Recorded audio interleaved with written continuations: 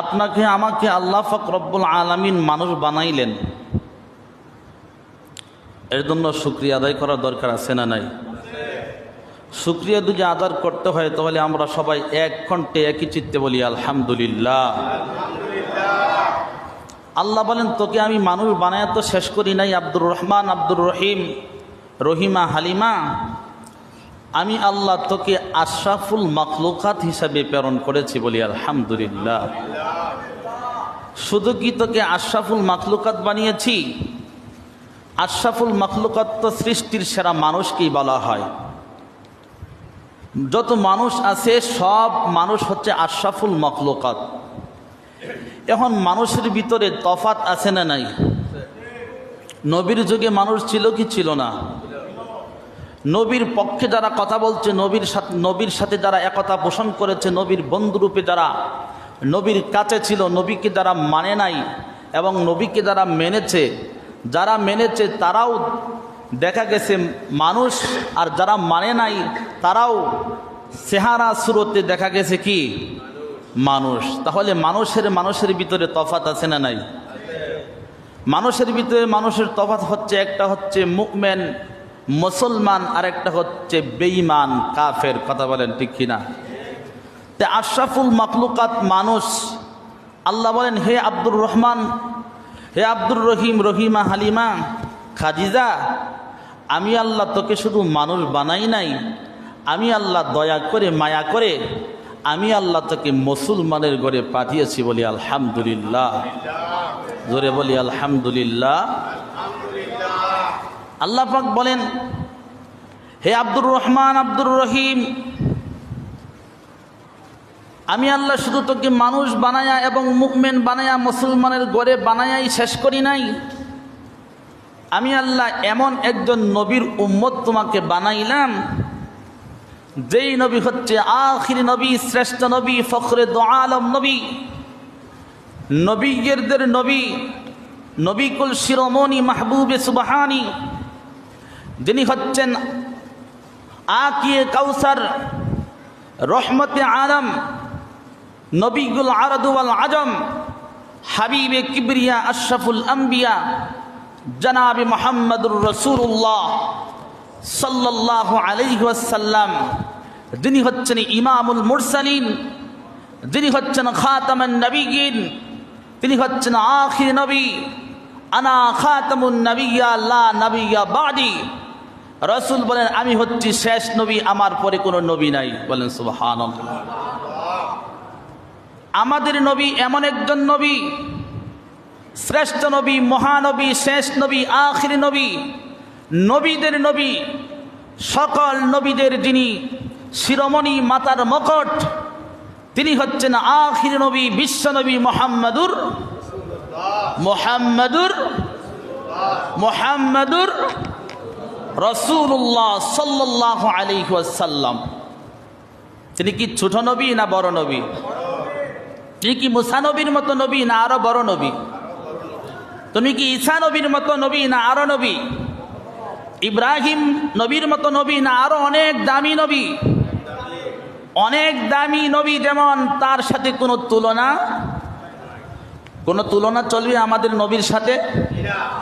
কারণ প্রত্যেকটা নবী রাসূলকে আল্লাহ দুনিয়াতে পাঠিয়েছেন, অনেক নবী রাসূলদেরকে পাঠিয়েছেন আল্লাহ অনেক গোত্রের জন্য, গ্রামের জন্য, একটা নির্দিষ্ট একটা গোত্রের জন্য, একটা সম্প্রদায়ের জন্য। আর আমাদের নবীকে আল্লাহ পাঠিয়েছেন গোটা আলম বিশ্ব দুনিয়ার জন্য, এবং কি 7 আসমান 7 জমিনের উপরে যাহা কিছু আছে, 7 জমিনের নিচে যাহা কিছু আছে, 7 জমিনের উপরে যা কিছু আছে, সকল কিছুর জন্য আমাদের নবীকে নবী বানায়া পাঠাইলেন, বলি আলহামদুলিল্লাহ। তাহলে সেই নবীর কোনো তুলনা চলবে? কোনো উপমা চলবে? সেই নবীর সম্মান কতটুক, সেই নবীর সৌন্দর্য কতটুক, সেই নবীর চরিত্র কেমন, দুনিয়ার মানুষদেরকে আল্লাহ বলেন, হে দুনিয়ার মানুষেরা, আমার নবীর মতো এত সুন্দর মানুষ, সুন্দর নবী, তোমরা সৌন্দর্যের বর্ণনা কি করবা? আমার নবীর পক্ষ হইয়া নবীর চরিত্রের সৌন্দর্যের বর্ণনা তোমরা কি করবা? আমার নবীর মতো উত্তম চরিত্রওয়ালা, আমার নবীর মতো উত্তম চরিত্রওয়ালা নবী, উত্তম আখলাকের নবী আমি আল্লাহ আর দুনিয়াতে কাউকে বানাই নাই। বলেন সুবহানাল্লাহ। আল্লাহ পাক রব্বুল আলামিন সূরা কলামের ভিতরে বলছেন, ওয়া ইন্নাহু লাআলা খুলুকিন আযীম। আমার নবী হচ্ছে খুলুকিন আযীম চরিত্র, মহান চরিত্রের অধিকারী একজন ব্যক্তি। তিনি হচ্ছেন জনাবে মুহাম্মদুর রাসূলুল্লাহ সাল্লাল্লাহু আলাইহি ওয়াসাল্লাম। তিনি হচ্ছেন মহান চরিত্র। মহানের ওজন আপনি দাড়িপাল্লা দিয়ে মাপতে পারবেন না। ভালো চরিত্র নির্দিষ্ট একটা ক্যাটাগরির ভিতরে থাকে, উত্তম চরিত্র বলা যায় একটা ক্যাটাগরির ভিতরে থাকে। উত্তম চরিত্র সীমাবদ্ধতা বোঝা যায়, উত্তম চরিত্র, ভালো চরিত্র, ভালো চরিত্র, উত্তম চরিত্র, সুন্দর চরিত্র একটা সীমারেখার ভিতরে তাকে বোঝা যায়। কিন্তু মহান চরিত্র এটার কোনো দাড়ি কমা নাই, আশেপাশে কি নাই, দাড়ি কমা আছে। মহান চরিত্র, এই মহান চরিত্রর মাপ কতটুক, ওজন কতটুক, ভারী কতটুক, এটা মাপার জন্য, ওজন করার জন্য, আন্দাজ করার জন্য পৃথিবীর কোনো মানুষকে, মাখলুককে আল্লাহ এই জ্ঞান দেয় নাই। কথা বলেন ঠিক কিনা? আমার নবীর চরিত্র কেমন একমাত্র আমার আল্লাহই জানে। কথা বলেন ঠিক কিনা? তো সেই নবীর উম্মত আপনাকে আমাকে বানাইলেন, পাঠাইলেন দুনিয়াতে, আখিরি নবীর উম্মত বানায়া খুশি না বেজার?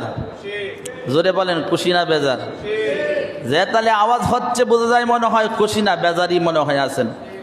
আমার নবী মুহাম্মদুর রাসূলুল্লাহ সাল্লাল্লাহু আলাইহি ওয়াসাল্লাম দুনিয়াতে তাশরিফ এনেছেন এই মাসে, রবিউল আউয়াল মাস।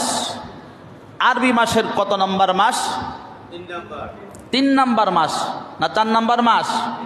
3 নম্বর মাস। রবিউল আউয়াল, রবিউল সানি নাকি? মুহররম, সফর, রবিউল আউয়াল, 3 নম্বর মাস। এই 3 নম্বর মাসের ভিতরে এই 3 নম্বর মাসটির নাম হচ্ছে রবিউল আউয়াল মাস। এই মাসের ভিতরে যে কোনো একটি সোমবারে আল্লাহ পাক তার নবীকে এই দুনিয়াতে প্রেরণ করেছেন, বলি আলহামদুলিল্লাহ। নবী পেয়ে এই দুনিয়ার সব মখলুক খুশি, আকাশ খুশি, জমিন খুশি, জঙ্গলার বাঘ ভাল্লুক খুশি, গর্তের পিপিলিকা খুশি, সমুদ্রের মাছ খুশি, আকাশের উড়ন্ত পাখিরা খুশি। আর আপনি আমি এই নবী পায়া আমরা বেশি খুশি না। কথা বলেন ঠিক কিনা? ঠিক ঠিক না বে ঠিক? ঠিক না বে ঠিক?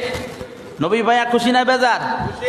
খুশি যদি হয়ে থাকেন তো সেই নবীর জন্য পড়ি সাল্লাল্লাহু আলাইহি ওয়াসাল্লাম, সাল্লাল্লাহু আলাইহি ওয়াসাল্লাম,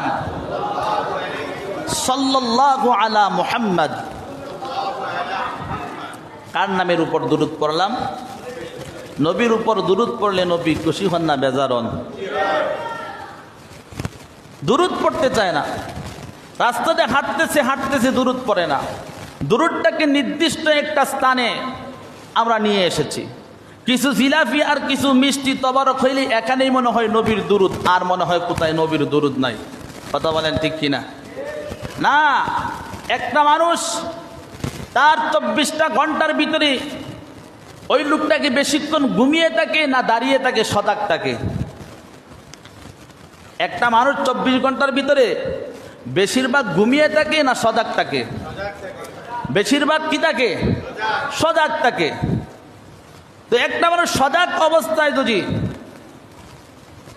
তার কাজে করবে, হাঁটা চড়ায়, উঠা বসায়, মুআশরাত মুআলেনাত সর্বস্তরে কাজ করতেছে, জিহ্বার ভিতরে জিকির, নবীর উপর দুরূদ, যে কোনো কাজ করুক না কেন কাজ করা অবস্থায় নবীর শানে মনে মনে দুরূদ পড়া যাবে কি যাবে না? দুরূদ পড়া যাবে না? আল্লাহর জিকির করা যাবে না? তাহলে আপনি কেন নির্দিষ্ট একটি সময়ের ভিতরে কিছু মানুষ বৈশাখীতে মিলাদ পড়তে হবে, দুরূদ পড়তে হবে, এর বাহিরে আর দুরূদ পড়া যাবে না? ইসলাম এমনটা আমাদেরকে শিক্ষা দেয় নাই। এই জন্য নবীর মোহাব্বত যদি আমরা পেতে চাই, নবীর ভালোবাসা যদি আমরা পেতে চাই, তাহলে সার্বক্ষণিক আমার ব্যক্তি জীবন, পারিবারিক জীবন, রাষ্ট্রীয় জীবন, আন্তর্জাতিক জীবন, সর্বক্ষেত্রে আল্লাহর হুকুম মানিয়া, নবীজির সুন্নত তরিকা মানিয়া যেই ব্যক্তি যাইতে পারবে ওই ব্যক্তি হচ্ছে আল্লাহর খাঁটি মুমিন বান্দা, আখির নবীর উম্মত। কথা বলেন ঠিক কিনা? সম্মানিত শুরি, তো সেই নবী এই মাসে এসেছেন, এই মহামান্বিত মাসে এসেছেন। নবীজি যখন পদার্পণ করেছেন দুনিয়াতে, নবীজির আগমনে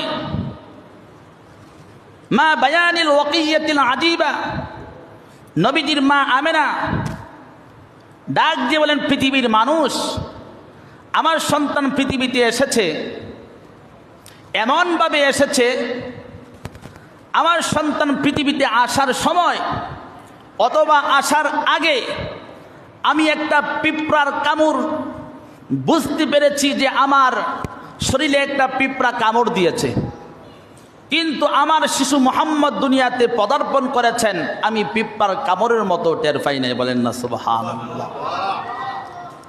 আমার নবী দুনিয়াতে আসছেন খতনাকৃত অবস্থায়। নবীজি এসেই দুনিয়াতে সেজদায় পড়ে মুখটাকে মলিন করে কান্নাকাটি করতেছেন। দাসী উম্মে আয়মান কানের মধ্যে মুখের সামনে কানটা লাগায়া নবীজির মুখ থেকে ফিসফিস করে কান্নার আওয়াজ, আর শিশু মুহাম্মদের কণ্ঠে একটাই আওয়াজ শুনতেছেন, রব্বি হাবলি ইয়া উম্মতি, রব্বি হাবলি ইয়া উম্মতি। সুবহানাল্লাহ বলেন। সম্মানিত শুরি, আমার নবীর বর্ণনা করে শেষ করা যাবে না। নবীজির একজন মা ছিলেন দুধমা হালিমাতুস সাদিয়া। মক্কা থেকে কমপক্ষে 70 থেকে 80 কিলোমিটার দূরে হচ্ছে আপনার সারিয়া গোত্র।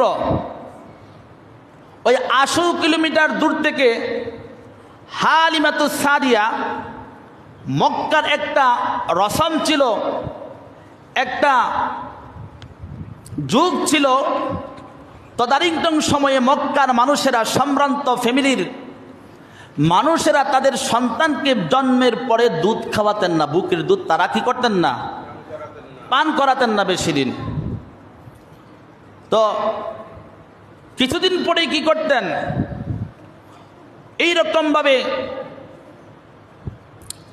অনেক দূর থেকে বিভিন্ন গরিব মহিলারা টাকার জন্য, অর্থের জন্য, পয়সার জন্য এরকমভাবে এই সম্ভ্রান্ত কুরাইশ বংশের সন্তানদেরকে নিয়ে যেতেন, বিনিময়ে তারা কিছু টাকা পয়সা পাইতেন।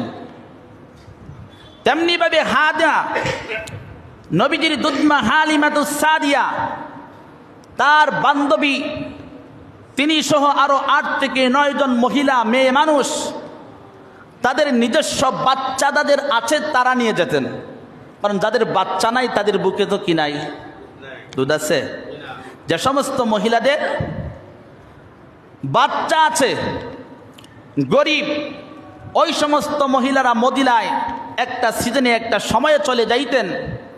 তারা মদিনার ভূখণ্ডে যে সমস্ত সম্ভ্রান্ত কুরাইশ বংশের সন্তানদেরকে নিয়ে আসতেন, আর বিনিময়ে তারা কিছু টাকা পয়সা পাইতেন।